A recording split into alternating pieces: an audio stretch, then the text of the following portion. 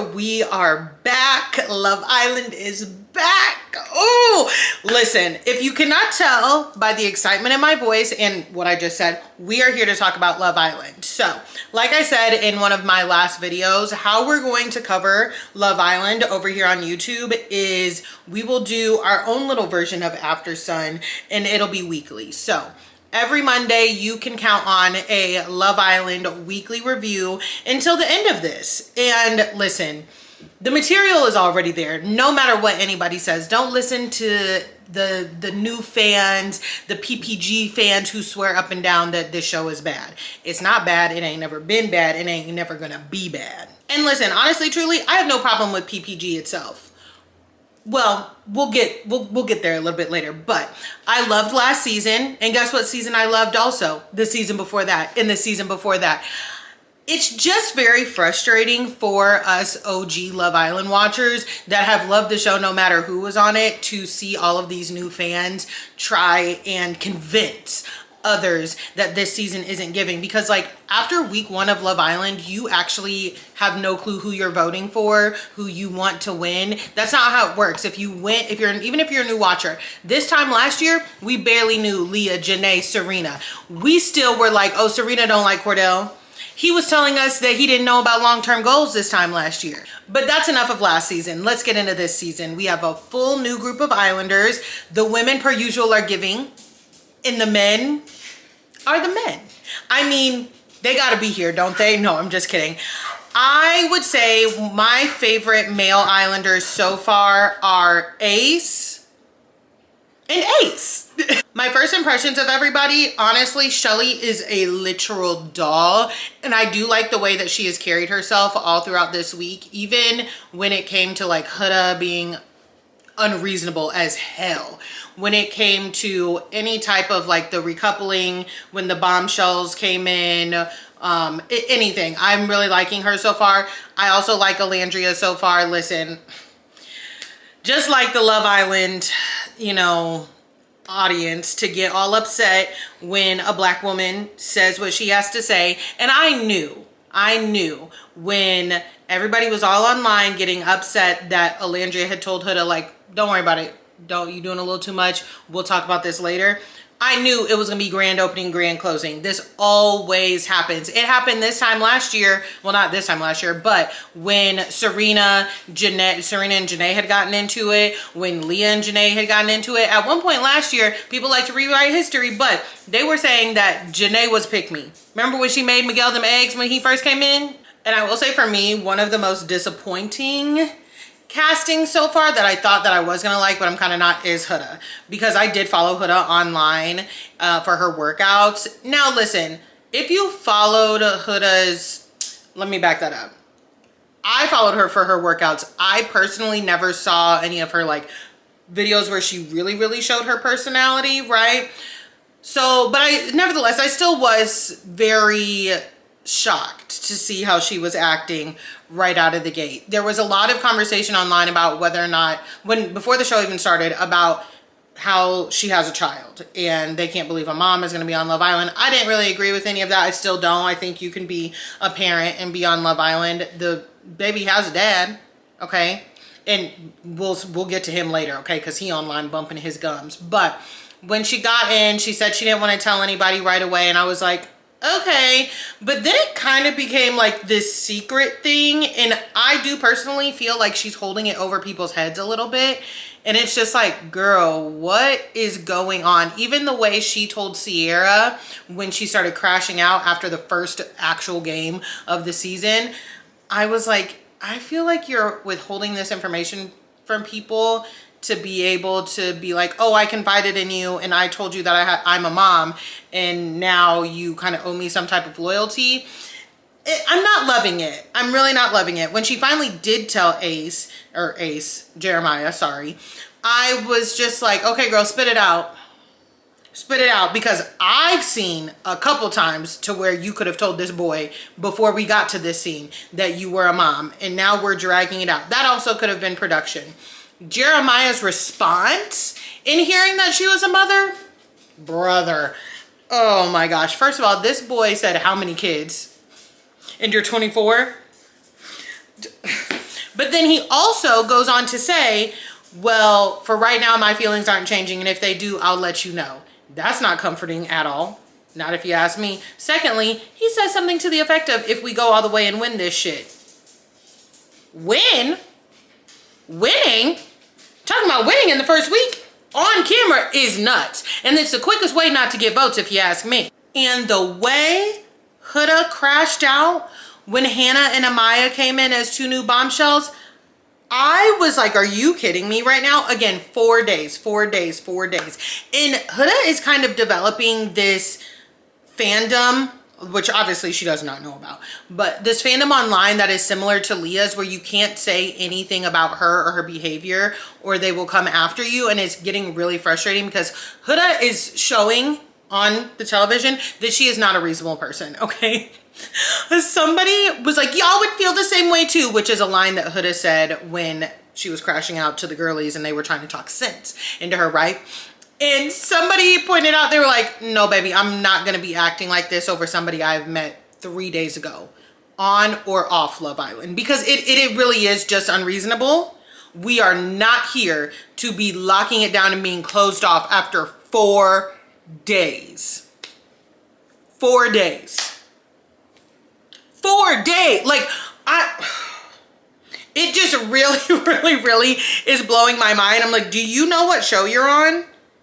And you know what it's almost giving? It's giving that they do know what show they're on, but they're trying to cheat the system and kind of fast track it instead of letting it build, okay? We would be more invested if y'all kind of tested your connections, right? So anyways, moving on. We have Bella, or as people have coined her, Beldasha.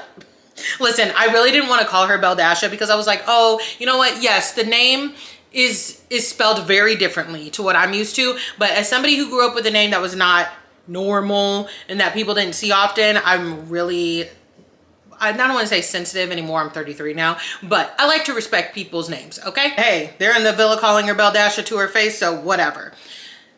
Beldasha, sweet, sweet, sweet girl. Did you know what show you were coming on? That's one person that I'm not sure if she knew what show she was coming on. Bella told us that she is a Christian. Respect that, love that. I too am a believer in the Lord, all right? It's just, did you know what show you're coming on? That's the question I gotta keep repeating, because when we first meet her, she is not wanting to kiss any of the guys, and that's kind of part of the coupling up, the initial coupling up, is that you go up to the first boy that you are interested in and you want to kiss them. She is giving kisses on cheeks. She's giving cheeks, right? Okay, fine. So then we move on a little bit and she's still giving kisses on cheeks. We play games where kissing is involved. Now, by the end of the week, she got in the game and she was kissing, okay? She was kissing. I'm very proud of her. She did her thing. She did her big one. She has kind of slowly entered I was gonna say a throuple, but a love triangle with Nick and Sierra. Sierra was the first woman bombshell that we had this season. And listen, I like Sierra, and I thought when I saw her, wow, she really reminds me of Johnny from season 5. Well, she's friends with Johnny. And Nick kind of has this thing where he judges who he's liking more. He explains who he's liking more in percentages, right? So we've heard him go 80-20, 50-50, 60-40. And that's enough. That's enough of that, okay? We get it. Just tell us who you're liking more, please, quickly. I don't know about Nick. Nick seems to be a little bit of a hot commodity. I'm not getting it. I'm not getting it. He seems nice enough, okay? I don't know. Between him and then Bella's black scent, oh boy, the sentences are not going great. When it comes to Taylor and Alandria, I fear they might be headed to Platonicville the same way Austin and Shelly are. And listen, Austin and Shelly being in Platonicville is A-okay with me, because we've seen Austin's reposts, even though whoever is in charge of his social media tried to delete them, right? Didn't love that. But I don't feel the spark. I don't feel the chemistry between Alandria and Taylor. I love Alandria. She is so funny to me. She's a gorgeous, gorgeous girl. And I really don't feel like Taylor is more so for me right now giving her homeboy than her man, right? Also, apparently, allegedly, there's a girl on the outside claiming that Taylor is her boyfriend. Not was her boyfriend, is currently her boyfriend. And like, sis, here's the thing. If that is true, we don't need to call him your boyfriend anymore. Like, what? With the popularity of the show this year, I feel like we have seen way more people than ever coming out of the woodwork claiming to have known Islanders, right? You had a couple of women saying that they had dated Jeremiah, that they were talking to him before he left, and he kind of ghosted. And I know that they have NDAs that they can't say, hey, I'm going on Love Island, right? So that's a thing. Also, if you're just like talking to somebody, then that's just that. It's just talking. They are not, if they don't see it going anywhere, then yeah, they're free to go on to Love Island, okay? So you have that. You have Huda's baby daddy coming out of the woodwork mad because she said, I'm a single mother. Y'all not together, right? Y'all not romantically together? Okay, single mother. And that makes you a single father. She never said she was doing it on her own. Y'all just not together romantically. You see how these men be getting in their feelings about any little thing? Huda never gave the impression that she was doing like she had no support system whatsoever. We have not seen that. So he's just feeling a type of way because his baby mama is on Love Island and he's at home, I guess. I don't know what to tell him, but I need him to go away. He put up some videos and deleted them. Jeremiah's friend, who somebody need to get him, okay? He put up a video and deleted it saying that Huda's baby daddy called him and that Jeremiah needs to be saved. And I was like, what is this? What is this? You see how salty these men get. I'm not even a Huda fan for real, but like this is too much. It's giving weirdo energy. It really, really is. I said next year, I want everybody getting an NDA. If you've ever come in contact with any of these Islanders, sign something that says you will keep your mouth shut because we don't care, okay? Of course, the dogs can't help but get into it while I'm recording. I always say they can stay up here until they get into it, but nevertheless, those are all of my first week thoughts. As far as Ace and Shelly, I knew I was missing one. As far as Ace and Shelly, I don't know. They're doing this little cat and mouse thing and it's really cute. I just don't know if I actually want them to couple up. I do know that I want Ace in the villa as long as we can get him or have him because he is so funny. He is my #1 guy pick just because he is so funny, right? All the rest of the guys, I'm not really seeing much personality from, and that's just, I don't know, maybe it will come. Oh, hell, I forgot about that bombshell Charlie. So anyways, now let's talk about the drama from this week. Last night we had After Sun, okay? And After Sun was supposed to be recorded by Mara Higgins. She did it last year. However, the streets are saying, when I say the streets, I mean the internet streets, are saying that she got cast to be on Traitors, US Traitors, which is going to be amazing if so. So they did a little cute promo with her calling Sophie, who she is the host of Love Island Australia. I watched After Sun last night, and listen, After Sun for Love Island USA just really isn't where Love Island UK After Sun is. And I have some suggestions if somebody wants to call me. So you have Sophie, then you have Celly, you have Callum, and you have Jess. Jess and Callum are both from Love Island Australia. And listen, again, there are some things that they could work out. It was a little bit stiff. I don't know if it's the writing or what. But hopefully when they start bringing in other people like influencers and other reality TV people who really like the show, maybe that will change a little bit. However, the drama was that Celly and Sophie did a little segment in After Sun, and there was a joke that really just didn't land. I heard what they said. King. What? I heard what they said, which was Serena and Janae are going to be on After Sun next week. And of course, they're part of PPG. And Sophie said, PP, but where's the G? And Celly kind of was like, oh. So if you don't know, Leah says that last year she felt really bullied and mistreated by the producers. And they are doing the spin-off show that is including all Islanders, okay? All Islanders from last year that wanted to participate. And She said that she only signed up to do the spinoff because it was not going to be the producers that they had on the show last year. Okay. I hate that Leah felt mistreated by the producers. That is really sad, and no one should feel that way. However, that does not mean that any mention of PPG or anything that includes Janae and Serena and not Leah is shade.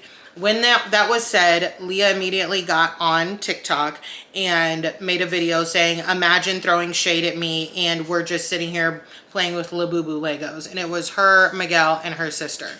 And of course, I think that mobilized her fans and they started going nuts. They were in Celly's comments, sending her threats, all of these things. Well, here's the thing.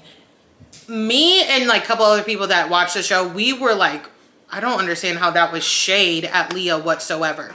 And apparently it was supposed to be kind of like a dirty joke about how the PP can't find the G spot, right? And I was like, oh, that makes sense. Okay. If this is going to be a situation where, and also they were saying that Celly said that I was fed the line. You know, I didn't really think this was shade towards Leah, in that she likes Leah and they have no problem. So she does not want it to come off that way.